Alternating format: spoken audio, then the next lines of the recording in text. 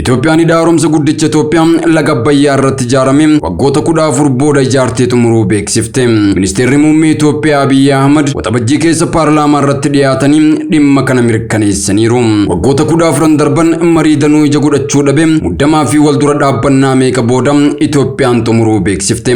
Bara 2020 pireezidaanti Tiraamp illee Masriin hidha kana rukutuuf dhaadattee jirti jechuun dubbatanii turani.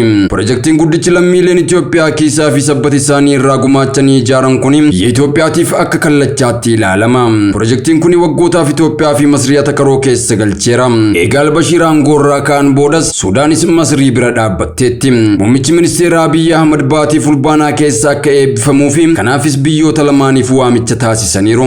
Piroojeektiin yeroo xumuramu akka Afrikaatti piroojeektii guddicha bishaan irraa hojjetame ta'a jedhame kun xumuramuun Masriif maal jechuudha? Itoophiyaadhaaf maali laata?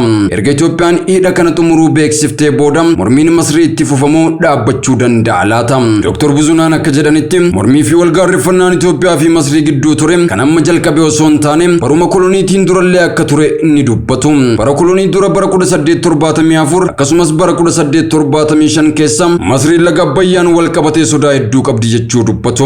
Warri sodaa kana uume immoo warra koloniidhaan Masrii bulchaa turani. Sodaan yeroo san ture hanga ammaatti illee akka jiru eeruun wanti kun akka itti fufu dubbatu.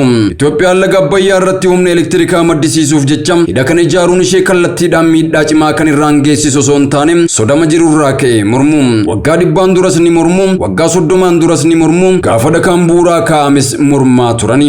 Har'as inuma mormu, mormuun isaanii immoo ittuma fufa jechuun ibsu. Xiinxaltoonni yeroo adda addaatti BBC'n dubbise dhimmi hidha Abbayyaa dhimma ji'oopolitikaa akka ta'e seeru.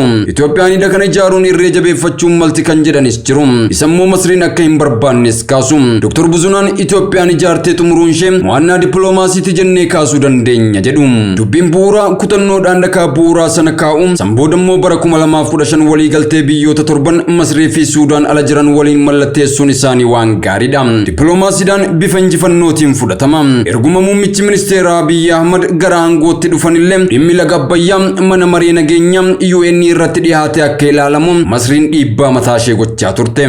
Sanarratti namoonni Itoophiyaa irraa bakka bu'an deebii quubsaa kennaa turan waan ta'eef Itoophiyaan dhiibbaa dippiloomaasii sirra gahaa ture ofirraa qolachaa hidha kana ijaartee xumuruun waan guddaa ta'uu eeru. Dippiloomaasiidhaanis injifannoo guddaadha.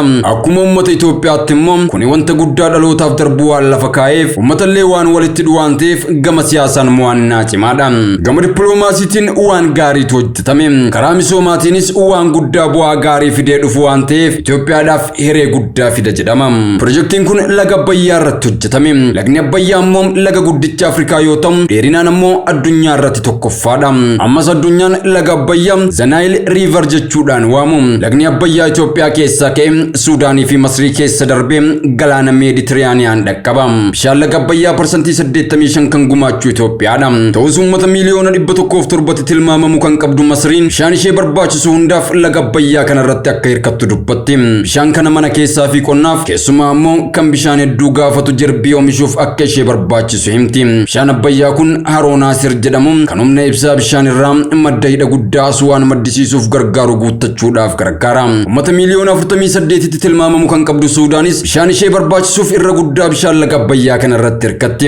Erga bara 2011 ijaarsi isaa jalqabeeti hidhaan laga Abbayyaa kun madda wal dhibdee biyyoota sadiiniiti. Waliigalteen bara 1929 waliigaltee kan bara 1959 waliin Masrii fi Suudaaniif bishaan laga Abbayyaa hundatti akka fayyadaman mirga kenneefi ture. Waliigalteen durii kun piroojeektoota kamiyyuu biyyoota yaa'a gara oliitti yookiin akka Itoophiyaatti gaggeeffaman mormuuf mirga guutuu kenna. Itoophiyaan immoo waliigalteewwan dulloomaa kanaan ta'uu hin qabu jechuun hidha kana ejjennoo guutuudhaan ijaaruu jalqabde ijaartees xumurte.